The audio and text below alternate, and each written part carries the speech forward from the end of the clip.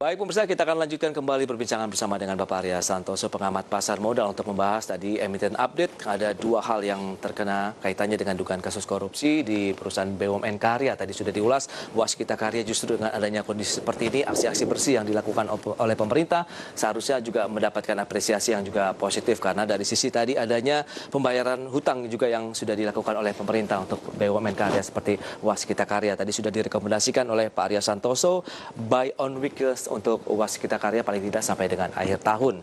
Baik Pak Arya, kita beralih ke berikutnya ini. Ada Jasa Marga yang juga kemarin mengalami pelemahan. Bagaimana analisis Anda? Ya, Jasa Marga juga merupakan salah satu emiten yang cukup bertahan dari sisi earning-nya pada saat terjadi di kuartal 1 dan 2 ya. Itu cukup pemulihan cukup instan sehingga sekarang pembukuan earning-nya cukup positif dan performance-nya sampai dengan tahun 2019 juga terbaik, dan bahkan di tahun 2020 juga masih bisa mempertahankan earning-nya secara positif. Oleh karena itu kita melihat bahwa masih cukup stabil di Jasa Marga, bisa menjadi salah satu pilihan investasi ketika terjadinya pelemahan. Ketika harganya melemah, itu bisa dilakukan juga akumulasi beli bagi mereka yang ingin stability. Baik. Tapi kalau kita lihat dengan kasus yang terjadi di Waskita Karya lebih kepada karena terseret yang sebenarnya itu tidak terlalu berhubungan secara langsung, atau bagaimana Pak Arya? Ya, tapi memang itu kan sentimen jangka pendek ya. Kita melihat jangka menengah panjangnya, kembali kita memperhatikan bahwa dengan adanya terkuak kasus ini, maka selanjutnya tentu manajemen di Jasa Marga juga akan semakin membaik, dan itu juga sudah lampau ya. Jadi kelihatannya dengan performanya juga sekarang cukup baik dan cukup stabil, maka masih bisa jadi pilihan investasi bagi para investor. Iya, dalam satu bulan terakhir sempat mencapai level di 4.500-an, kemudian turun di 4.030 begitu pada saat closing kemarin, stagnan saja. Ada peluang ini untuk technical rebound kah menurut Anda atau tidak begitu? Secara fundamental sebenarnya untuk jangka menengah panjang proyeksinya masih akan sangat positif, karena tadi aktivitas dari PSBB yang sudah dilonggarkan tentu kan juga menggerakkan banyak pergerakan orang yang menggunakan jalan tol misalnya, Pak Arya. Ya, memang secara traffic juga sudah semakin membaik ya. Jadi dibanding waktu periode PSBB sekitar 2-3 bulan, tapi kemudian berangsur-angsur juga membaik dan sangat cepat sekali pulihnya. Kita melihat bahwa jika pun ada sampai pelemahan harga di sampai level 3.600, itu merupakan kesempatan sangat baik untuk bisa mendapatkan harga yang lebih murah dibanding harga sekarang untuk Jasa Marga. Berarti level-level current price boleh kita masuk, Pak Arya? Ya, boleh. Strateginya adalah cicil beli secara bertahap. Andaikan ada pelemahan selama di bulan Agustus, itu merupakan satu kesempatan untuk mendapatkan harga yang lebih baik untuk Jasa Marga. Baik, fair value sendiri untuk Jasa Marga ke level berapa ini, Pak Arya? Ya, kembali ke level 4.000 cukup realistis, 4.000 sampai 4.500 untuk Jasa Marga sampai dengan akhir tahun. 4.500 untuk pergerakan dari Jasa Marga, itu dia Waskita Karya dan Jasa Marga. Kita beralih ke saham-saham pilihan yang sudah Anda rekomendasikan tadi kaitannya dengan komoditas emas yang kembali lagi menjadi safe haven. Harganya sudah tembus mencetak rekor baru terus, Pak Arya. Ada Aneka Tambang, kemudian MDKA. Antam bagaimana nih posisinya di dalam negeri, harga emasnya sudah 1 jutaan?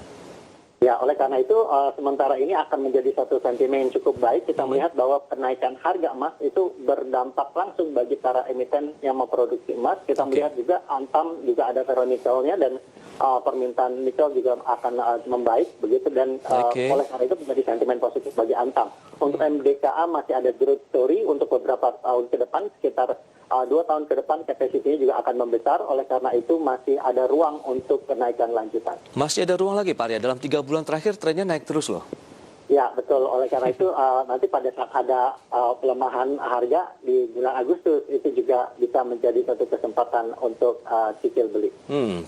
Point entry untuk masuk di Antam ini, Pak Arya, 720 masih ada peluang atau nunggu di bawah lagi? Apakah tidak overbought begitu posisi saat ini?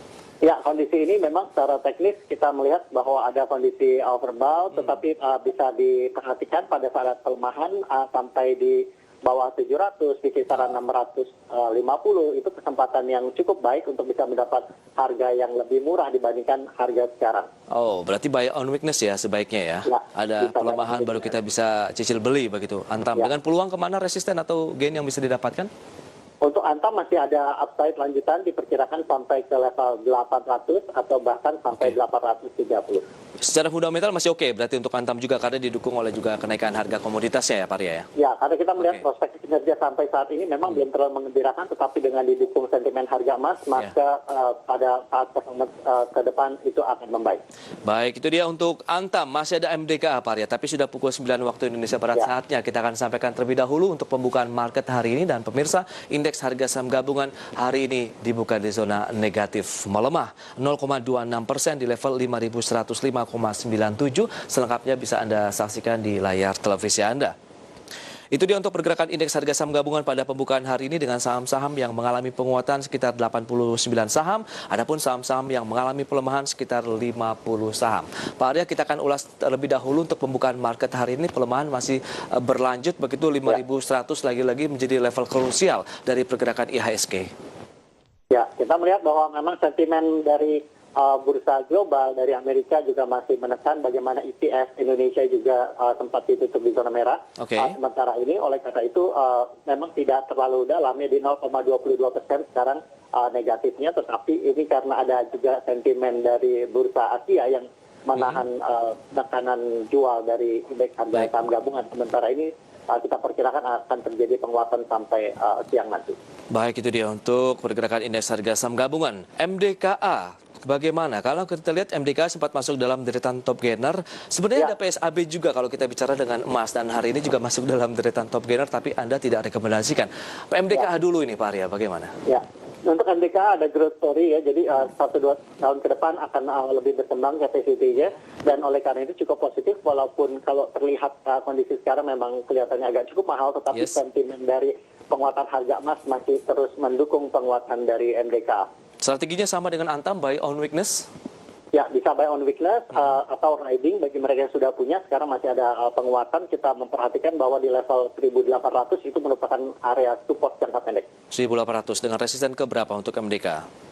Terdekat adalah di 1965, tetapi masih ada kemungkinan penguatan lanjutan sampai di atas angka 2000. Sampai dengan level 2000-an ya untuk MDKA ini masih ada peluang meskipun sudah naik terus. PSAB, kita sedikit ulas deh karena mungkin ini saya penasaran Pak Arya, karena masuk ke dalam top gainer ini. Apa nih kira-kira yang oke nih? Ya, untuk PSAB juga sentimen masih dari komoditas emas, dan kita melihat bahwa penguatan cukup agresif ya, dari 180 bahkan sempat sampai ke 308. Oleh karena itu bagi yang sudah punya masih boleh riding. Masih bisa riding. Bagi mereka yang belum punya, kelihatannya boleh nanti buy on weakness ya di kisaran angka 250 pada saat ada pelemahan. Oke, 250 dengan peluang keberapa untuk PSAB?